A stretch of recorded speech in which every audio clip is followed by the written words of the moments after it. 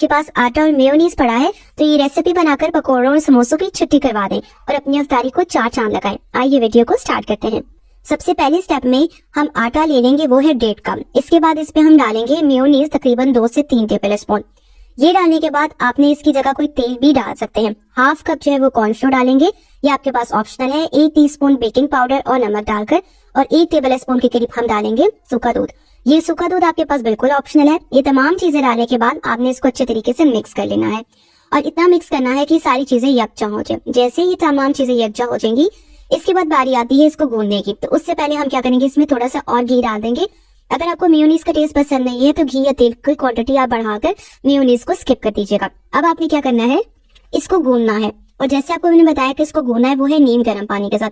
कोशिश ये कीजिएगा कि ठंडा पानी बिल्कुल भी इस्तेमाल ना करें। नीम गर्म पानी जरा तेज होना चाहिए, उससे ये होता है कि जो हम रेसिपी बनाएंगे वो बहुत ज्यादा सॉफ्ट होगी। अब आप ये देख सकते हो कि कितनी ज्यादा सॉफ्ट सी जो है ये डो हमारे पास तैयार हो चुकी है।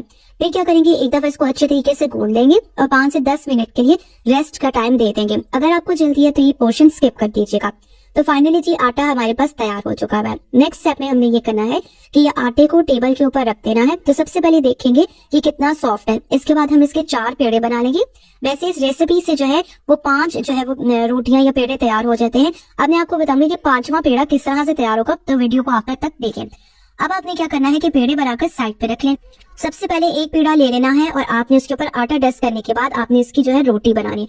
अब आप ये देख सकते हो कि आटा कितना ज्यादा सॉफ्ट है कि हाथों से भी हैंडल हो जाता है। अब आपने जो है बेलन की मदद से इसको बेल लेना है। आपको पता है कि जब आप रोटी बनाने में माहिर हो तो रोटी जो है वो गोल बनी जाती है, मगर हमें इतनी भी गोल नहीं चाहिए जितनी हम बनाते। तो हमें परफेक्ट गोल शेप देने के लिए हम एक ढक्कन का सहारा ले लेंगे और ढक्कन की मदद से कुछ इस तरीके से शेप दे लेंगे। तो जो इजाफी आटा हमने निकाल के रखा था, तमाम रोटियों से जो इजाफी आटा बचेगा उसको मिलाकर हम अपनी 5वीं रोटी तैयार करेंगे। आप ये सोच लेंगे कि रोटी तो ऑलरेडी गोल बन रही है, इसको मजीद गोल करने की क्या जरूरत है। आप जैसे जैसे वीडियो में आगे देखेंगे तो आपको पता चल जाएगा कि इतनी परफेक्ट गोल जो है रोटी बनना बहुत ज्यादा जरूरी है। अब आपने क्या करना है कि बारी बारी करके सारी की सारी रोटियों को तैयार करके इसको साइड पे रखते चले जाना है। अगर सेम इसी टेक्निक से सहरी के अंदर रोटियां तैयार की जाए या पराठे भी तैयार कीजिए तो मेरे ख्याल में इससे ज्यादा आसान रेसिपी कोई हो ही नहीं सकती है।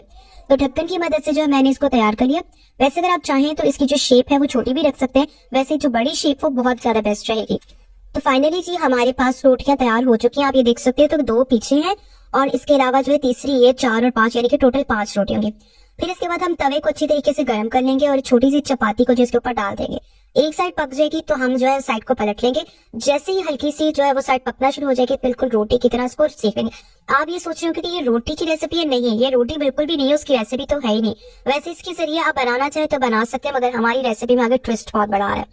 अब आपने क्या करना है कि ये बनाकर इसी तरीके से आपने तमाम रोटियों को जो है वो तैयार कर लेना है, यानी कि एक साइड को पकाकर अगली साइड को हल्का सा जो है वो पका लेना है। इसके बाद जैसे ये थोड़ा सा पकना शुरू हो जाए इसके बाद आपने सारी रोटियों को तैयार कर लेना है। तो आपके सामने मैंने कुछ रोटियां तैयार कर ली हैं। अभी देख सकते कितनी परफेक्ट रोटियां तैयार हो चुकी हैं। अब फाइनली जी आपने क्या करना है कि एक बड़े से जो है ना कपड़े के ऊपर इस रोटियों को तैयार करके रखना है। दूसरी तरफ फिलिंग तैयार कर लेते हैं। 3 से 4 टेबल स्पून तेल डालेंगे और आधा जो है मीडियम साइज का प्याज को बारीक काट कर डाल देंगे। अब आपने ये डाल दिया। इसके बाद आपने वेट करना है कि जैसे ही प्याज सॉफ्ट हो जाएंगे इसके बाद हाफ टी स्पून के करीब अदरक लहसुन का पेस्ट डाल देंगे। आप जैसे इसको भूनेंगे तो बहुत मजे की खुशबू आएगी। इसके बाद आपने क्या करना है, मुर्गी डालनी है तकरीबन 100 ग्राम है, बहुत जो है वो कम क्वांटिटी। असल में जो रेसिपी मैं आपके साथ शेयर करी है तकरीबन 5 लोगों के लिए। जैसे ही चिकन भून जाएगी इसके बाद हाफ टी स्पून नमक डालेंगे, हाफ टी स्पून के करीब जो है वो हल्दी और हाफ टी स्पून के करीब कुटी हुई लाल मिर्च और दतरी मिर्च दोनों डाल देंगे।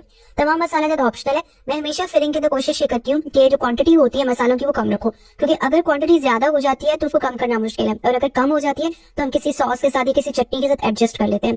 इसके बाद एक टी स्पून आपने सोया सॉस डालना है, चिली सॉस डालना है और विनेगर डाल देना। ये तमाम चीजें जो है थोड़ा सा इसको खट्टा सा टेस्ट देंगी, मगर यकीन करें बहुत मजा आता है।